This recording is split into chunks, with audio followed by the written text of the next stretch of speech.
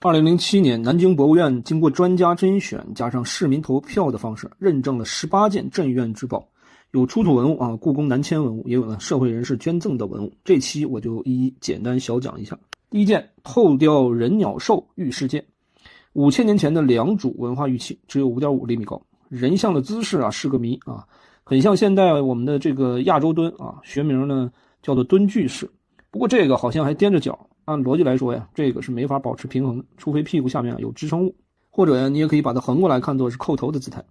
人的头上呢戴冠，最上部停着一只小鸟，鸟的身下呢人举起一只4足短尾小兽，正奋力向上攀爬。人的脚部呢有一个圆孔，貌似用于固定在某处，专家猜测是在权杖上，因为墓主人身份不一般。随葬品呢有代表王权的玉钺，以及代表巫师身份的玉琮，还有3句人训。鸟呢，在远古时代象征着太阳，所以这件玉器相当于彰显佩戴者通神能力的配饰，说明墓主兼具王权与神权于一身，这个是古国时期顶层人类的典型特点。第二件，神人兽面纹玉琮，玉琮就是良渚文化最具代表性的器物，外方内圆代表着天圆地方，玉琮的纹饰上半截神人脸，下半截兽面，看起来就像一个那时的王者骑着神兽的正面照。这种神人兽面纹出现在良渚文化的很多器物上，堪称是良渚古国的徽标。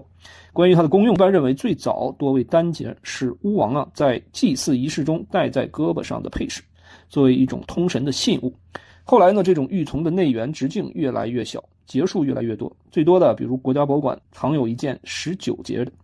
开始作为独立的祭祀礼器使用。